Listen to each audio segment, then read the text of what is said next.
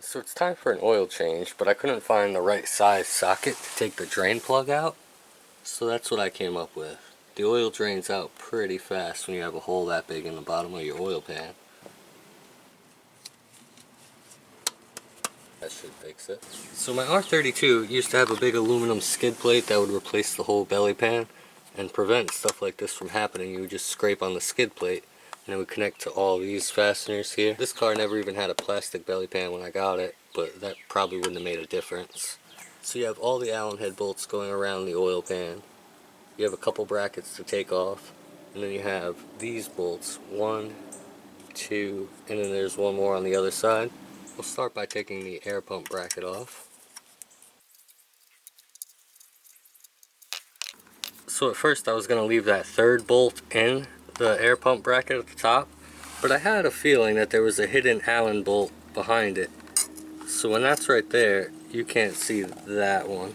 It appears I'm going to have to take this plastic inner wheel liner off so we can get the Allen head bolts on the end of the oil pan.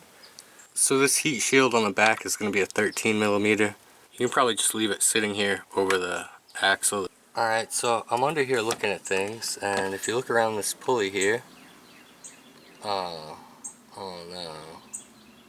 I'll have to look in and see if there's a crankshaft pulley seal and how to change that.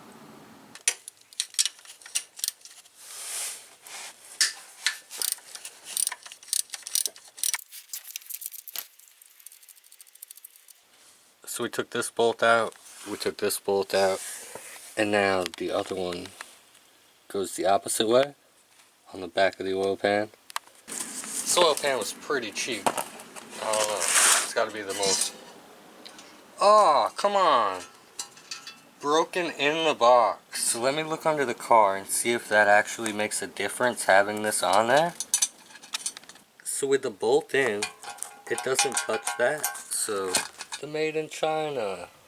That's why it was so cheap. This oil pan costs less than the oil. So because it goes right here and it doesn't have any clamping force from the gasket.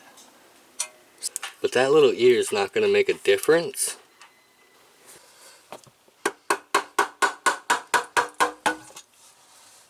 Alright, that wasn't too bad. I can't find my little prize screwdriver. I just had it.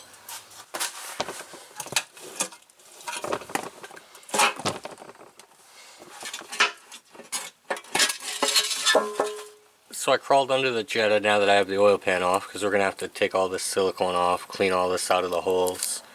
And I was just looking around, you know, you have your pickup tube here, your dipstick, and then over here, where your bell housing is, you have this big rotational mass. And what did I find sitting in here? This screw. So when you're taking these ones up out from right here, 1, 2, 3, that's so far in that it's over the bell housing and falls inside this gasket. So you have to really be careful to check in here, make sure you didn't drop one, because I didn't remember losing this at all. But I must not have got it out, so good thing we saw that. I'm just trying to wipe everything down so it's not dripping oil on me when I'm cleaning this gasket. It doesn't look terrible underneath. There's no metal parts falling off. Everything still has a pretty good coat of oil on it. I don't think it ran too long without oil. Well, I know how long it ran without oil, but... So the connecting rods are stamped 345 32s, 021R main bearing caps. You see this piston's up, this piston, the bottom of it's right here. Here's another one, here's another one. Oh wait, and there's 2 more. That's weird. There should only be 4 down here. So I was scraping the old gasket off the oil pan, and I figured out you can just take this fender well if you have the tire off and just bend it up past the brake caliper and get that out of the way.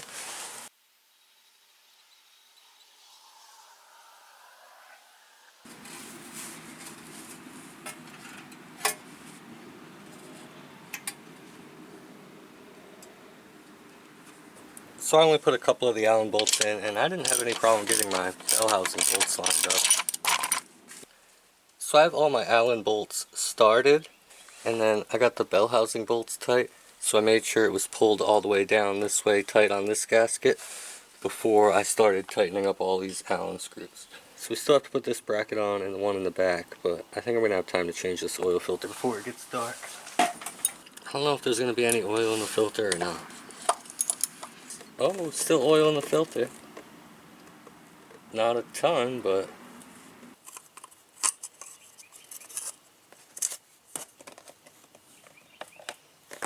put our new O-ring on.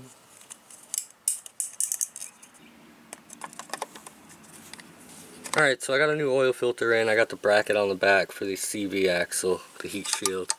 And I was really struggling to get the secondary air pump lined up here.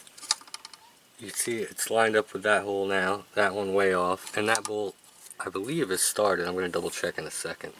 So on the original pan, it's got the same deal where this channel is short and this channel is long. But if you look, this hole is up further. It's not at the end of this casting. And if you look on this one, it's right at the bottom of the casting. We're just going to use 2 bolts and call it good and try to get some more money back from Rock Auto because they sold us a junk Chinese part. Alright, so we got our cover back in, zip tied on like it was when we started this project. Everything's good under there. So I'm taking a quick measurement to see the ground clearance on my oil pan. And it's right about 3 inches. So we got 4 inches up here, but the oil pan's the lowest in the middle. And that's where we hit it. So we are like right on perfect, above perfect a little. So we'll fill the filter.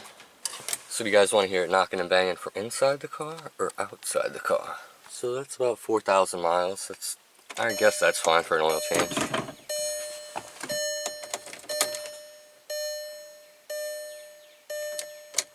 It was at this moment he knew. He fucked up. Dead battery. So when we towed it home, the car wasn't running and the lights were on, so that might have did it. It was about 10 miles driving with the lights on.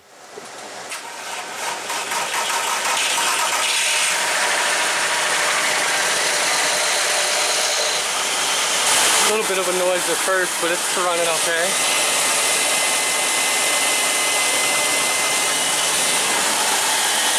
I did find a coolant leak that I'm going to have to work on. That's no big deal. So I started it up and I let it run for a minute, and I think now we're right at the bottom of the add mark. And I do have a little bit more oil, so we might get lucky. So now we're right at the bottom there. Alright, so the Jetta's not running correctly. There's no check engine light. It's just sitting here idling. What the fuck is going on?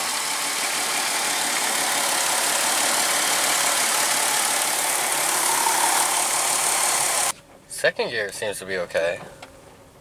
After putting my new oil pan on, I thought I had a dead battery from towing the Jetta with the headlights on at night. So I jump started the car and I thought everything would be fine after that, but it was not. So I ordered some more parts, and in the next video we'll be working on the Jetta again.